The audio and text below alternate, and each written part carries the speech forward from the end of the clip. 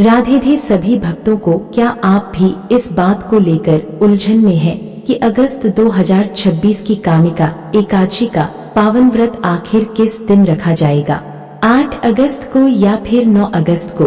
ध्यान रहे, अगर आपने गलत दिन व्रत रख लिया या गलत समय पर व्रत का पालन कर दिया यानी व्रत खोल लिया तो शास्त्रों के अनुसार आपको इस महाव्रत का पूर्ण फल प्राप्त नहीं होता। हर साल की तरह इस बार भी एकादशी की तिथि को लेकर लोगों के मन में काफी भ्रम पैदा हो रहा है। इसका सबसे बड़ा कारण यह है कि एकादशी की तिथि दोपहर के समय शुरू हो रही है। ऐसे में सबसे बड़ कामिका एकादशी के संदर्भ में स्वयं जगतगुरु भगवान श्री कृष्ण ने धर्मराज युधिष्ठिर को बताया था कि जो फल पूरे ब्रह्मांड की परिक्रमा करने से या अश्वमेध यज्ञ करने से प्राप्त होता है, उससे कहीं अधिक फल केवल कामिका एकादशी का व्रत रखने और भगवान विष्णु के श्री चरणों में तुलसी पत्र अर्पित करने से प्राप्त हो जाता है। श्रावण का महीना भगवान शिव को समर्पित माना जाता है। उन पर संपूर्ण देवकुल का आशीर्वाद एक साथ बरसता है। परंतु वर्ष 2026 में कामिका एकादशी की तिथि को लेकर साधकों, व्रतियों और आम जनमानस के मन में एक बहुत बड़ा असमंजस उत्पन्न हो गया है। पंचांग की गणना के अनुसार तिथि दोपहर के समय प्रारंभ हो रही है, जिससे लोग इस धर्म संकट में पड़ गए हैं कि व्रत 8 अगस्त को रखा जाना चाहिए या 9 अगस्त को। पारण किस समय किया जाए? क्या 8 अगस्त की रात को फलाहार करना उचित होगा या 9 अगस्त को पूरी दिन निर्जला या फलाहारी व्रत रखकर 10 अगस्त को पारण करना सही होगा?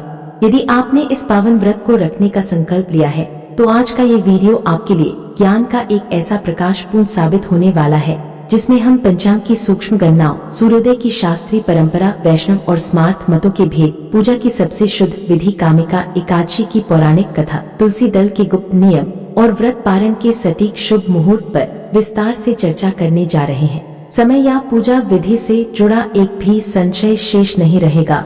वीडियो शुरू करने से पहले आप सभी से एक छोटी सी विनती है, अगर आप भगवान विष्णु की कृपा पाने वाले चमत्कारी उपाय, धर्म से जुड़ी महत्वपूर्ण जानकारी, पूजा विधि, व्रत के नियम और सनातन धर्म के ऐसे ही दुर्लभ रहस्य सबसे पहले जानना चाहते हैं तो हमारे इस चैनल को अभी सब्सक्राइब करें और साथ में हाई भी जरूर करें ताकि हमारी वीडियो अधिक से अधिक सनातन प्रेमियों तक पहुंच सके। बेल आइकन दबाना बिल्कुल ना भूलें ताकि हमारी हर नई वीडियो का नोटिफिकेशन सबसे पहले आपको मिले। आए सबसे पहले पंचांग की उस वैज्ञानिक सनातन शास्त्र निर्णय सिंधु, धर्म सिंधु और गरुड़ पुराण में स्पष्ट निर्देश दिया गया है कि कोई भी व्रत या पर्व उदया तिथि यानी जिस तिथि में सूर्योदय होता है उसी में मनाया जाना चाहिए। 8 अगस्त 2026 को जब प्रातः काल सूर्य देव उदित होंगे उस समय आकाश में दशमी तिथि का प्रभाव होगा। शास्त्रों में दशमी युक्त एकादशी को पूर्ण त्याज्य और अशुद्ध माना गया है। यदि कोई मनुष्य दशमी से विध युक्त एकादशी का प्रातः काल स्नान करके सूर्य देव को अर्घ्य दे, इसके पश्चात भगवान विष्णु की संक्षिप्त पूजा करे, उन्हें तुलसी पत्र युक्त माखन, मिश्री या फल का भोग लगाएं, तत्पश्चात किसी ब्राह्मण या जरूरतमंद को अन्न, जल या वस्त्र का दान दे। दान देने के बाद भगवान विष्णु के चरणों का चरणामृत पीकर और तुलसी का दल मुख में रखकर ही अपने व्रत का पारण करें। जो लोग पारण में अन्न ग्रहण करते हैं वे सात्विक भोजन जैसे चावल, कढ़ी या सादा भोजन ग्रहण कर सकते हैं। कामिका एकादशी के महत्व को गहराई से समझने के लिए इसकी पौराणिक कथा का श्रवण करना अत्यंत आवश्यक है। महाभारत काल, इसमें किस देवता की पूजा की जाती है और इसका क्या विधान है?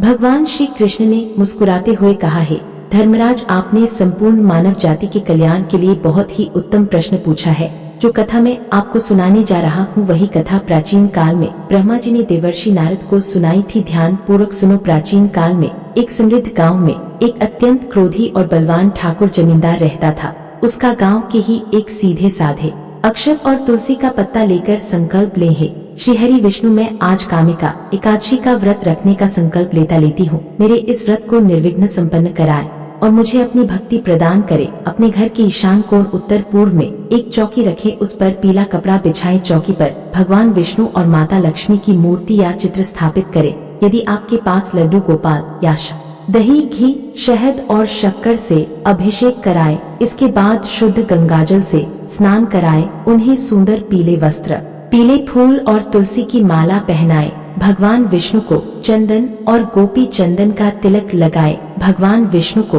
पीले फल जैसे केला, आम और पीले रंग की मिठाई जैसे बेसन के लड्डू या केसर या खीर का भोग लगाएं। ध्यान रहे, भगवान विष्णु का कोई भी भोग तुलसी दल पत्ते के बिना अधूरा माना जाता है। भोग में तुलसी पत्र अवश्य रखें, अन्यथा भगवान उसे स्वीकार नहीं करते। भगवान के सामने शुद्ध देसी घी का दीपक और धूप बत्ती जलाएं। कामिका एकादशी की कथा का पाठ करें या सुने, इसके बाद नमो भगवते।